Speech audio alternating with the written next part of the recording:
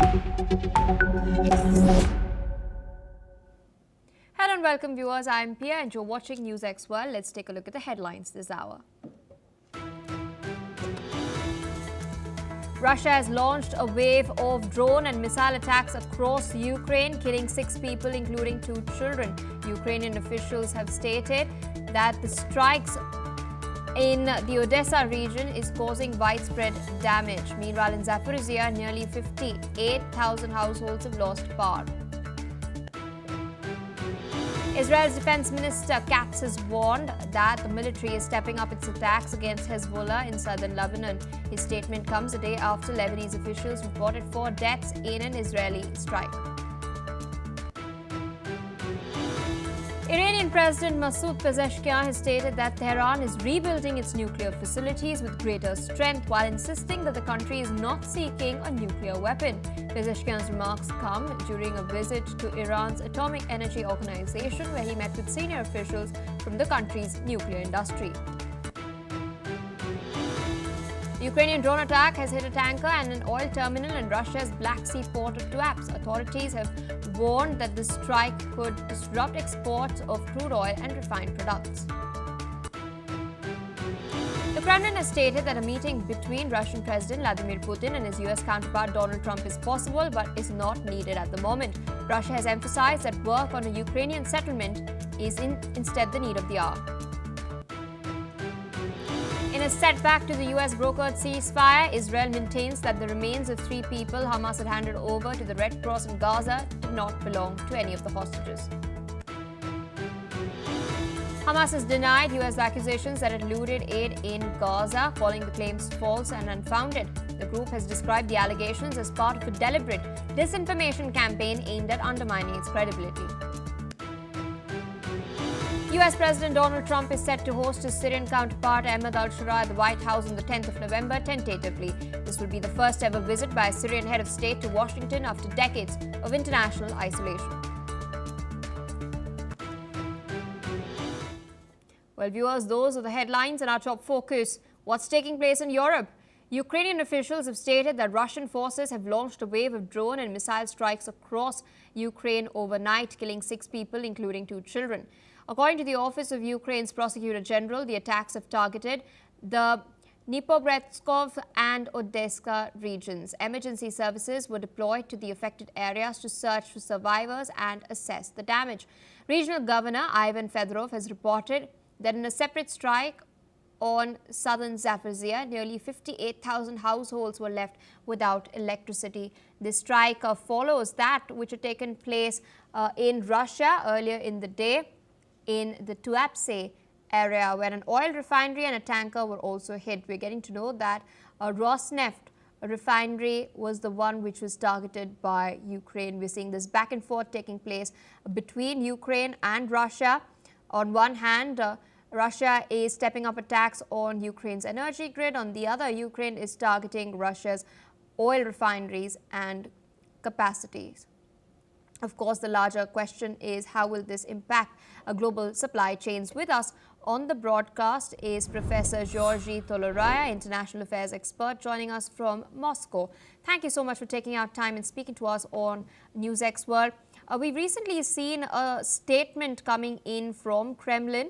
Russia has made it very clear that it is open to a meeting between Vladimir Putin and Donald Trump, but it's not going to be taking place anytime soon. And regarding the hypothetical possibility of this meeting, Russia has drawn its red lines that territorial claims must be sorted out first before any sort of ceasefire. Where do you see the negotiations heading to next, or will we continue seeing the barrage of attacks intensifying? Well, I see that the negotiations are needed, and Russia explicitly suggested the terms and its position. It's very consistent, it's clear-cut. So it's up to the other side to decide whether they agree to negotiate or not. And looks like Ukraine, supported by Europe, is not agreeing to that. And I think that the most decisive fact is European position, because Europe wants the war to continue. till the last Ukrainian. So they support Zelensky. They influence and pressure Trump not to enter into negotiations. That's why, in fact, the meeting in Budapest was disrupted. Unfortunately, this exchange of attacks will continue. Russia is moving ahead because we cannot just let the Ukrainians keep on attacking. So it will continue until Europe will stop its support, and then there will be a chance for diplomacy, I think. Indeed, there's another statement that's come in from the Kremlin earlier today. Maria Zakharova has stated that the European Union is complicit in international terrorism and sponsoring Kiev. She's, of course, pointed out the European Commission's decision on expropriating frozen Russian assets. How is Russia viewing the move by the EU? The Ukrainians, on one hand, are claiming that EU's move is more of a long-term solution to its concerns. What are Moscow's main issues with regards to the EU using frozen Russian assets in order to fund Kiev? Maria Zakharova, who is in fact representing the foreign minister, not the Kremlin, is rather diplomatic. I would say it's not just terrorism, it's just highway robbery. Just robbing the money which was put into a bank. The bank is a place where you can where you put the money based on trust. If they're under any reason without the proper court decision are confiscated, that's robbery. Let's call it this way. And that's what Europe is going to do, and that would undermine its morality, I think, completely. Indeed, and we've also seen strikes have taken place in Tuapse. There was an oil refinery of Rosneft that was hit as well. A tanker has also been hit. Ukrainians are aiming at straining fuel supplies, disrupting Russia's military logistics, and their game plan is to raise the wartime costs. So I wanted to understand from you, how does Russia plan to counter Ukraine's ambitions with regards to this? Well, Ukrainians are trying to reinvigorate and use the fallen morals of their troops and their population. I have not seen any Russian confirmation of the strike in Tuapse on the oil refinery tanker, so I cannot comment on that before I have some more concrete information. But the Ukrainians are trying to describe some victories to get more support from Europe, of course. But well, this war is going on with the damage mostly to Ukraine and to Russia as well, and it couldn't be stopped unless there's some agreement. As for the oil supply, I don't think that this particular single episode, if it's proved that it's true, it will definitely influence the supply, but the overall market situation in the world may cause concern if some measures to curtail Russian export of oil will take place. Indeed, and winter is around the corner. How does Russia plan to sustain itself, especially amidst this barrage of attacks targeting its energy infrastructure? Well, a barrage of attack doesn't influence Russian infrastructure so far. And Russia is using mostly natural gas for its energy infrastructure and atomic power plants, so we don't see any concerns within the country. There may be concerns in supply to Europe, but that's not much of a trouble for Russia. Indeed, and speaking of supply chains as well, we know that China is the largest importer of Russian oil. We've also seen a meeting taking place between Donald Trump and Xi Jinping just a while back on the sidelines of the APEC summit. The war did come up, but Trump did not rake up China's imports of the Russian oil. On the other hand, we are seeing steep tariffs being imported on India. Regardless of that, on the other hand, we do see, unlike North Korea, China has not openly come out and supported Russia. It's not providing troops or defense equipment.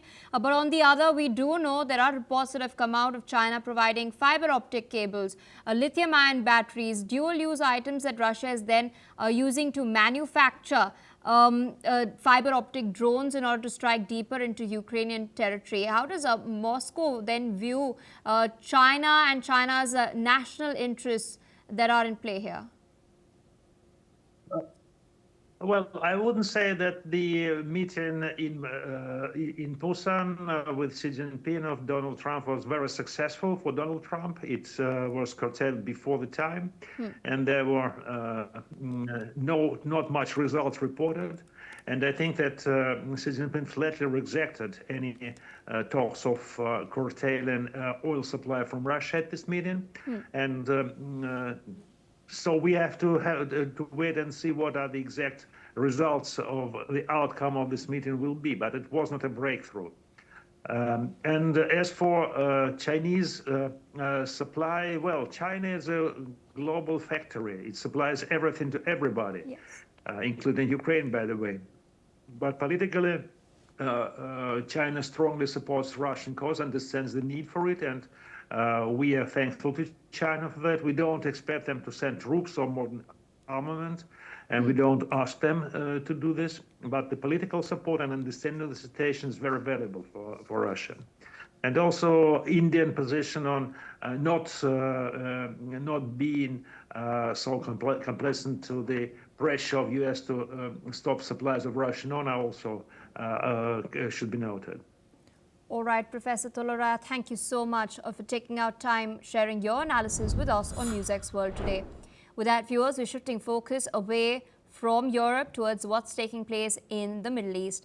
We're now learning that Israeli Defence Minister Katz has warned that the military is intensifying its attacks against Hezbollah in southern Lebanon.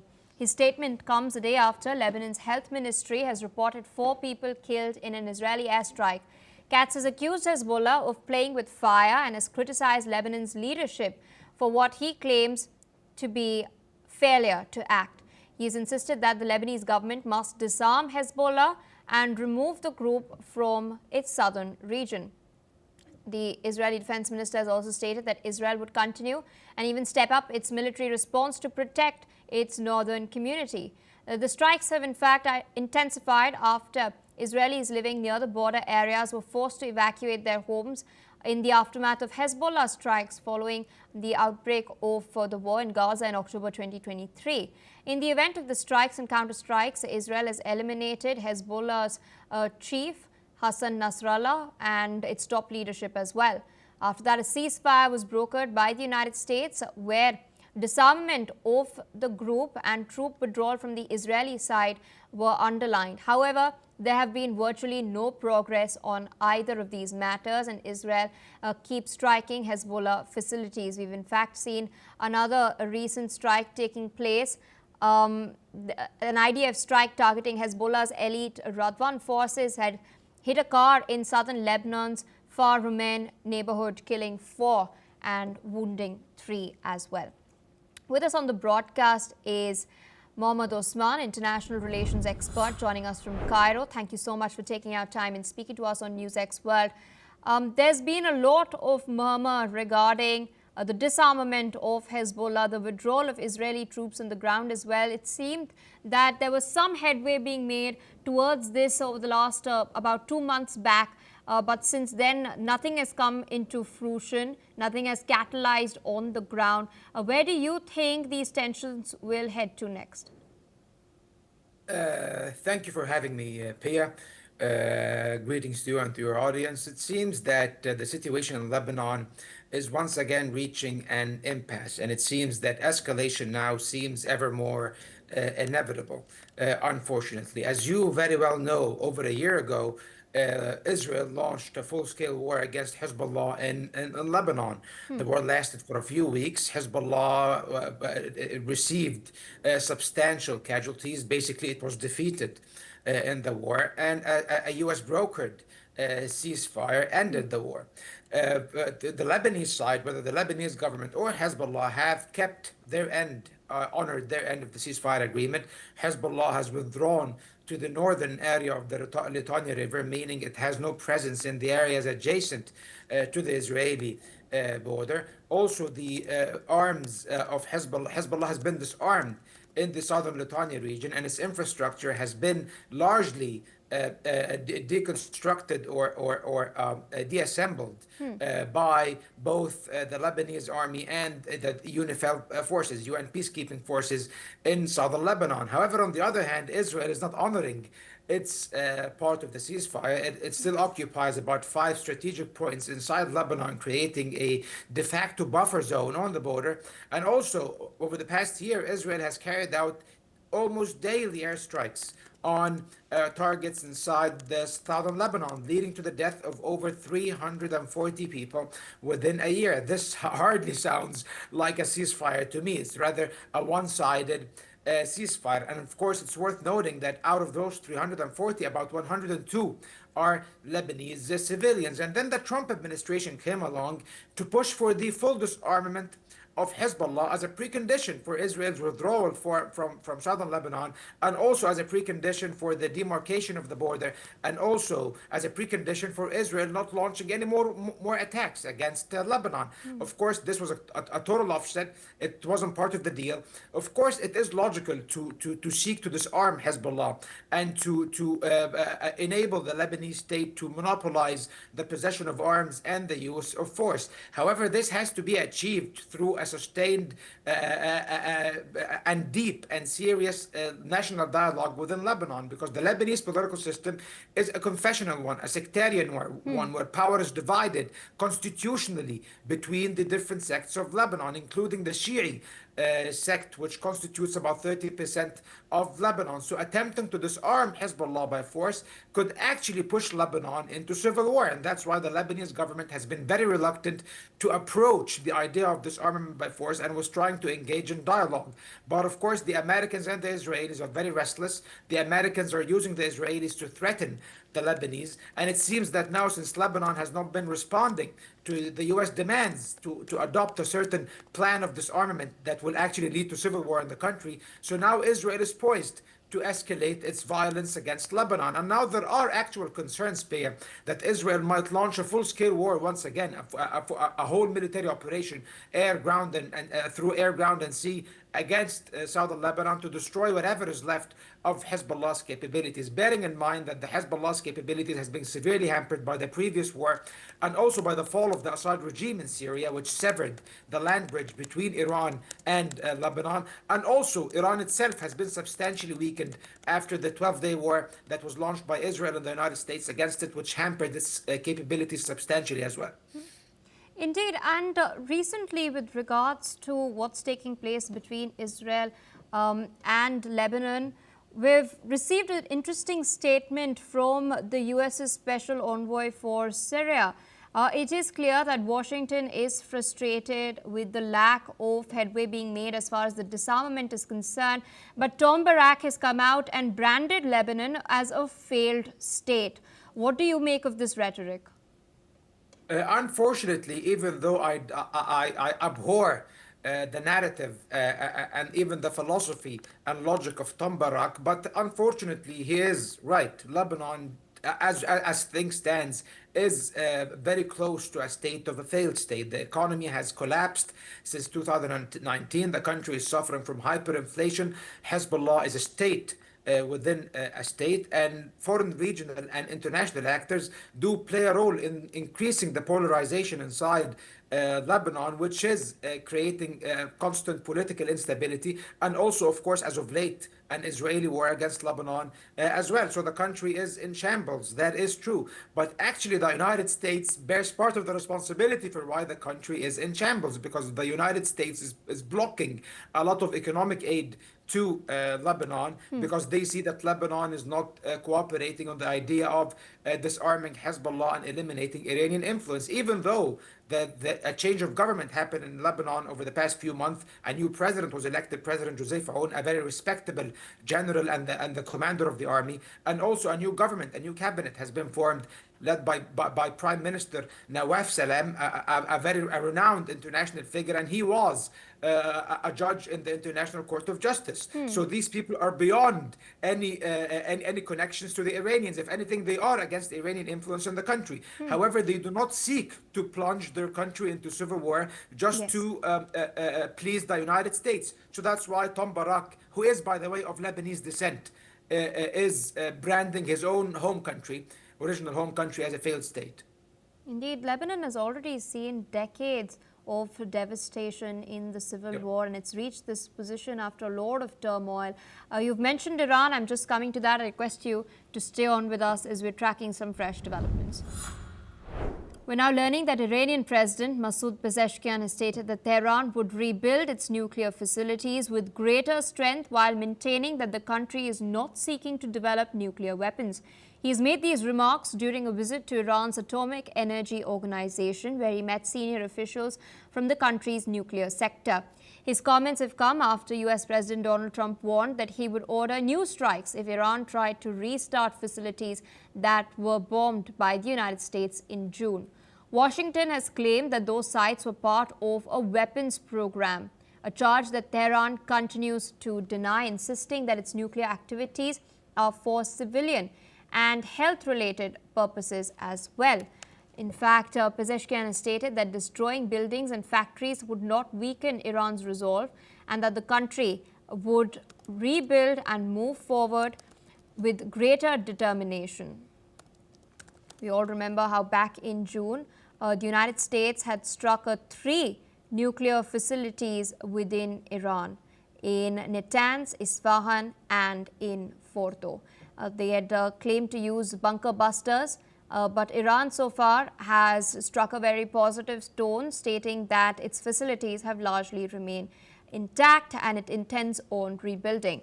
With us on the broadcast still is Mr. Mohammad Osman. Thank you so much for staying with us as we track these developments. I wanted to understand from you, what do you make of the tone and tenor that Pezeshkian has adopted over here? His very tough statement. What sort of a message is he trying or signal is he trying to give the world, particularly the E3 powers and Washington?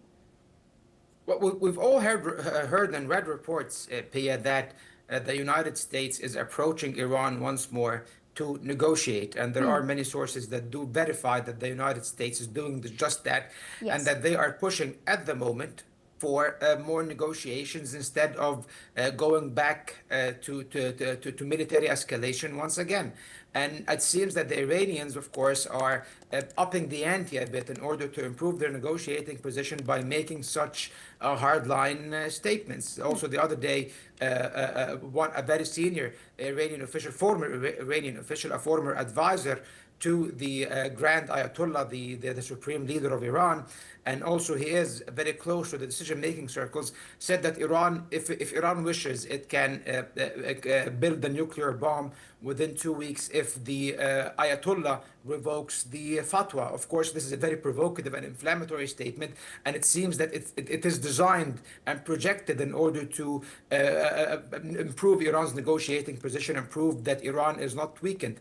But if anything, this reeks of weakness, Pia, because Iran right now is in its weakest state maybe since the Iranian Revolution of 1979. The Iranian regime is hanging by a threshold. It's by a thread, excuse me, and it seems that they are subjected to very strong sanctions by the United Nations after the E3, of course, reactivated the sanctions, and of course the Americans are also tightening their embargo on Iran. However, on the other hand, it seems that the United States is not interested in pushing for escalation once again in the Middle East at the moment. They have just frozen the conflict in Gaza. Yes.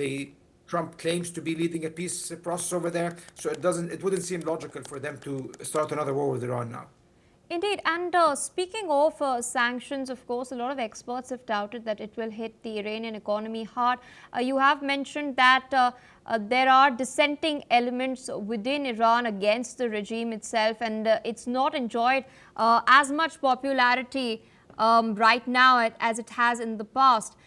So factoring in all of this, despite backing from Russia and China, how long do you think Iran can hold on to get an advantageous position in negotiations with the United States? Of course, the US is trying to enter into talks once again, talks that US stalled, in fact, earlier when the war between Iran and Israel broke out and US then carried out these strikes.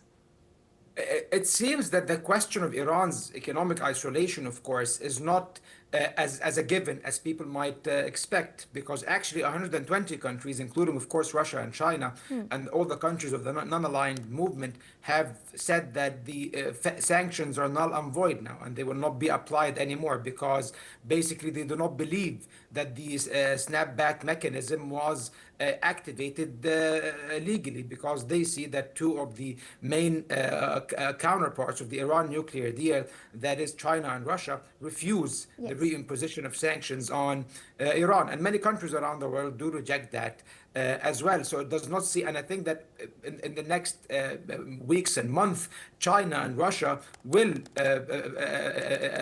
increase their economic support, and even also Russia, especially its military support to Iran, in order to improve its negotiating position. However, at the same time, China and Russia do not wish to see another war with Iran, because they believe, and many people believe, including myself, that Iran cannot stand another war with Israel and the United States. It could actually lead to the regime collapse, even though the last war by Israel on Iran did consolidate or did push the Iranian public to support the government against a foreign aggression, of course, because Iran is a nation state. It's an old civilization, and people do have a very strong sense of national pride. So they don't want to see the regime changed by a gunship or an airstrike, rather. They would like to see that happen, the opponents of the regime, through peaceful means. So it doesn't seem that this is, but however, the economic sanctions do kick in, and the Russians and the Chinese are unable to keep Iran alive economically, keep the lifeline connected to the Iranian economy. This could actually lead to domestic unrest, which could lead to severe challenges that could pose an existential threat to the regime. Indeed, and I also wanted to get an understanding from you regarding the IAEA's role itself. We do know earlier that Iran had declared the agreement that was then, the understanding at least that was brought about in Cairo earlier, as invalid with regards to the IAEA's monitoring. Would they go ahead with this stance, or after these facilities are rebuilt, there is some scope for the International Atomic Energy Agency to then sort of monitor what's taking place in Iran? Well, as you very well know, Pia, before the snapback mechanism came into effect, was activated by the Europeans, Egypt mediated an agreement between the IAEA and Iran to resume cooperation. This was because the cooperation, of course, ceased practically after the Israeli aggression on Iran.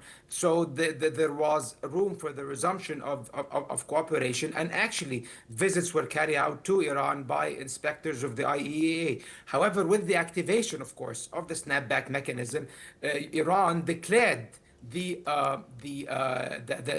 deal that was mediated in Cairo null and void, unfortunately. And of course, this was provoked by the Europeans. The Europeans, Pia, are acting, unfortunately, in a very irresponsible manner that serves to foment instability in the Middle East and push Iran to a war footing once again with the United States and Israel. Instead of supporting the diplomatic process that was going on, they decided to derail the entire process. Now, discussions and consultations have restarted, according to many reports, between the International Atomic Agency and Iran. So it seems that Iran might be open somewhere down the line to the resumption of cooperation and the inspections, especially if the United States and Iran engage in indirect or direct negotiations once more. This could lead to the Iran loosening the restrictions it has placed on the IAEA inspections. However, at the same time, there are very strong, we have to understand, Pia, that there are divisions within the Iranian regime. So we have a very moderate president and a very moderate cabinet at this point. But of course, the Grand Ayatollah, he leans more towards the conservative and the hardline camp inside Iran, which is represented by the Iranian Revolutionary Guard and other institutions. And those guys, the conservatives and the hardliners, are pushing for a more hardline position, where the moderates are struggling to maintain diplomacy at this point. So we will have to see who will prevail in the coming days, whether the moderates will prevail in resuming the diplomatic process so that these negotiations can go back on track and a peaceful resolution can be attained to the Iran nuclear issue and to Iran's role even in the region as a whole, or will things go back to the once again to escalation, and we will see another Iranian-Israeli war or an American war in Israel, which another American war in Iran, which is, by the way, unfortunately very, very plausible at somewhere down the line in the next month or maybe a couple of years. All right, sir. With that, I would like to thank you for taking out time and, of course, sharing your analysis with us on NewsX World. With that, viewers, we're shifting focus to some domestic political developments coming in from the United States of America. Former U.S. President Barack Obama has now slammed Donald Trump while campaigning for Democratic candidates in New Jersey and Virginia ahead of next week's gubernatorial elections. Speaking at a rally for New Jersey Democrat Mikey Sherrill, Obama joked that every day is Halloween under the current administration, with just tricks and no treats. The contest between Sherrill and Republican candidate Jack Ciattarelli has become one of the most expensive state races in New Jersey's history, with over $200 million expected to be spent. Obama has also warned in Virginia that Democratic norms are buckling under Trump's leadership, calling his actions autocratic impulses. The results in New Jersey and Virginia will be closely watched as a barometer of public mood 9 months into Trump's second term. Listen in to what Obama had to say. It's not as if we didn't see some of this coming. I will admit it's worse than even I expected, but I did warn y'all. I did. You can run the tape. And by the way, he warned you too, because he said what he was going to do. I am worried about how quickly basic democratic rules and norms have been weakened. I'm worried about how willing Republicans in Congress have been to surrender their role as members of a co-equal branch of government, refusing to buck the president even when they know he's out of line. I worry about a Supreme Court that, so far at least, has shown no willingness to check this administration's excesses, even when those actions break legal precedent and seem to defy the bedrock principle that no one is above the law. Shifting focus to more news coming in, this time from Brazil.